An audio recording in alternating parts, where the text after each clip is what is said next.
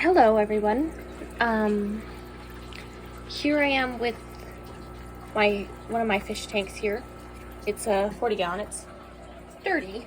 But right now I'm focusing on cleaning these individual cups that I keep my betta in. This one I just finished. The rest still need to be done. Now I do not permanently keep my betta in here. They really do like it in here, but I do have another two tanks that I will cycle out who is in what and where. And I do have bigger ones for the bigger finned betta and bigger betta. Betta. People have been calling it both. Inside this 40 gallon, I have quite the collection. I've been working on this for a little while. It's actually a white snail. It has algae. I have some rosy red minnows, some barbs. If anyone knows what kind of barb they actually are, I would love a comment. I got them from another fish keeper. I just know they're barbs. Then I've got some zebra danios up there. I've got some long fin ones and some round ones. I've also got guppies. I've also got a rosy dwarf algae eater. I've got two, and what I'm pretty sure is a Siamese algae eater they're hiding. Sorry, I still have algae here. My pleco has done wonders in eating a bunch of it, but there's still pleco, or there's still algae. I also have that barb. I think it's like a green lantern barb. And then what I originally set this tank for is my rainbow shark here. It has grown fast for me and big. They only get a max of 6 inches from what I could find online. Normally they're pretty aggressive. Normally you would not put them in with all this stuff, only fast moving things like the danios and the minnows. However, that little one, not really showing any aggression. Heck, my male minnow that's getting ready to climb a cave has shown more aggression than it. So I've got a very docile rainbow shark. I would not recommend a setup like this normally with a rainbow shark in there like that. Though as you can tell, I have lots of hiding places. I actually have a ton of stuff in this tank. So yeah, I've also got a tiny betta, got stunted. It's from my first breeding, hiding in there. I just let that one out in order to get pins cleaned up and trade everyone around. I can catch it later. It's the smallest and least aggressive, so it won't do any damage. I've also got mystery snails in here. And round shore snails. I think that's how you pronounce that. And then what I believe to be a bladder snail.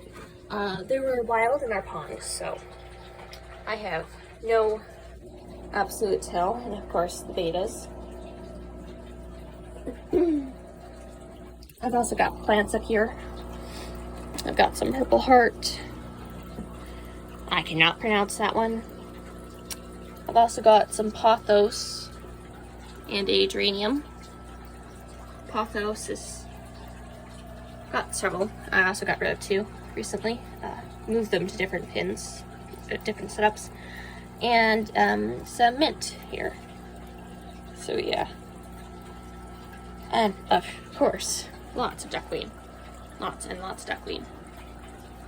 Now I'm gonna pause this and clean that, as I cannot hold my phone and clean these at the same time.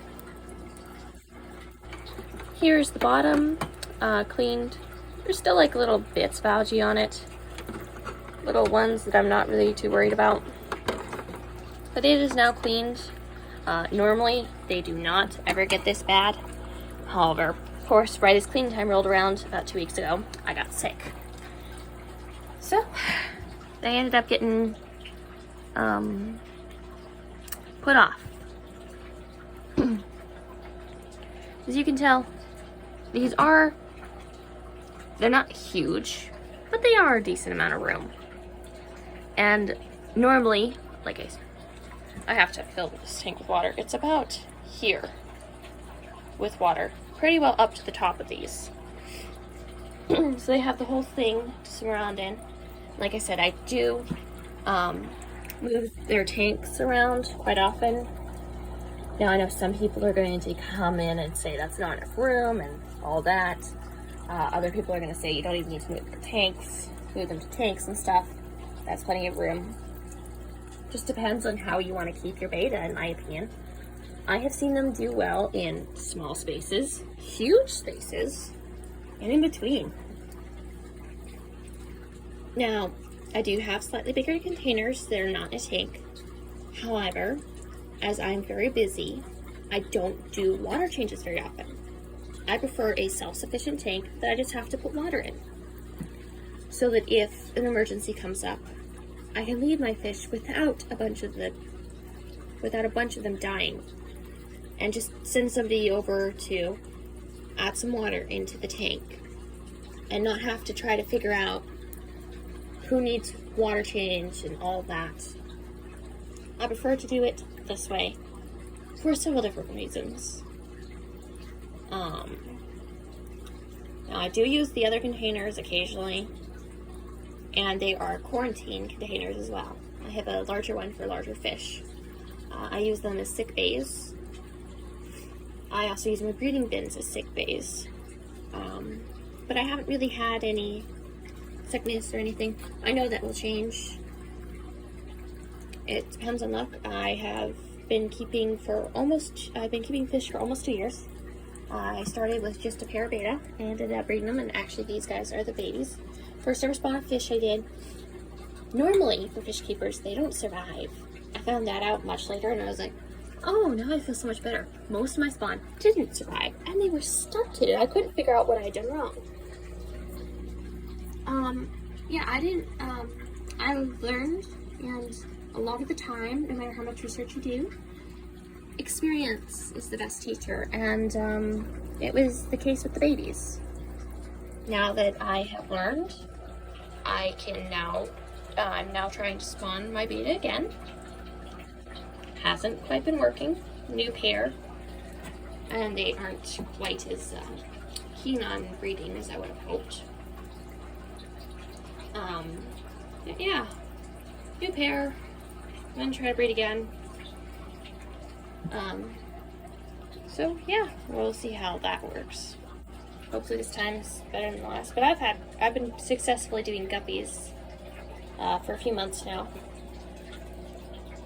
That one is beautiful. I believe it's pronounced monistic guppies. Anyway, I love those. If you're curious, I'm just using an old washcloth to scrub these out. I do have sponges and all those algae cleaning brushes, but most of them have sticks on them and stuff, and I just find cleaning these are easier, especially since their size and the consideration. It's very hard to get in there with something half the size and try to get all those nooks and crannies and clean it. So I'm gonna have to pause again because, once again, one-handedly doing this is not an idea. Okay, so I am going to get something for this. Normally the algae doesn't build up like that, but it's not like this and it's hard to get anything in that. Anyway, there's just little clips on the sides that you use to put them together. Now, see if I can do this without dropping my phone into the fish tank.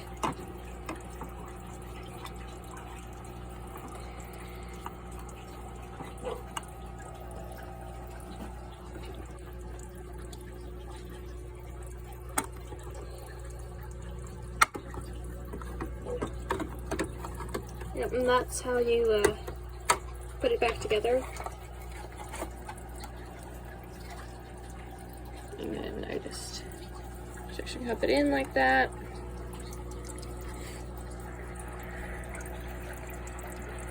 And then time for the plant shift of doom again.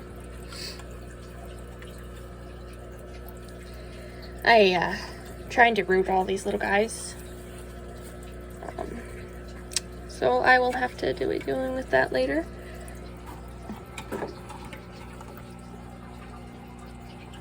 And duckweed gets everywhere. Absolutely everywhere.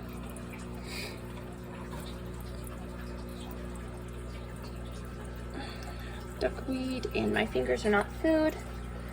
Little girl. Okay. And here I am just getting my little net that I have here. Going in here, catching the betta.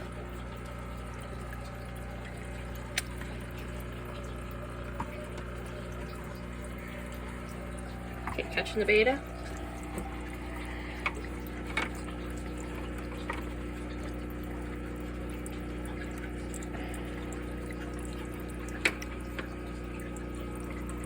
Now, some fish owners I've seen, especially those that make YouTube videos, have been able to pick up the fish with their bare hands. I have never been able to do that.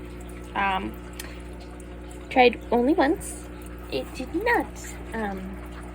Couldn't even catch it. So, there are those two saying hi to each other. She's a little stressed out from the move. Now, this one is my slightly bigger one. For some odd reason, one of them is slightly bigger. I ordered these off of Temu. They're just the fish breeding center or fish breeding cage or whatever. I gotten them for my guppies originally, but found something else I liked better, or found better, a different style I liked better.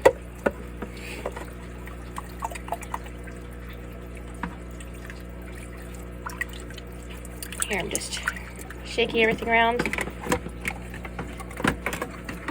and then since there's apparently a snail stuck, single hard tap, put it over, dump it back in the tank. Now, as you can tell, the ram shore snails and the bladder snails will all lay eggs on these, and there's little babies all over the place. Fish find them a nice treat, both the eggs and the babies. They more so enjoy the eggs. Now, one way to tell the eggs apart is the ram shore will make bigger ones like this, and the bladder ones make smaller ones, but that is not an accurate way to tell them apart. They can have both. A bladder one can make a huge one, and a ram shore can make a tiny one. It just depends on the individual snail. You can see some of the fishies from above. To show you what I do if I want to keep the eggs and let them essentially fend them for themselves instead of feeding them to the fishies, I just very carefully go underneath with my nail and deposit the eggs like this. And now either the fish will get them or they survive. So I'm going to go ahead and stop the video here. Goodbye, please subscribe. I will give more updates later on and start making more videos. Bye.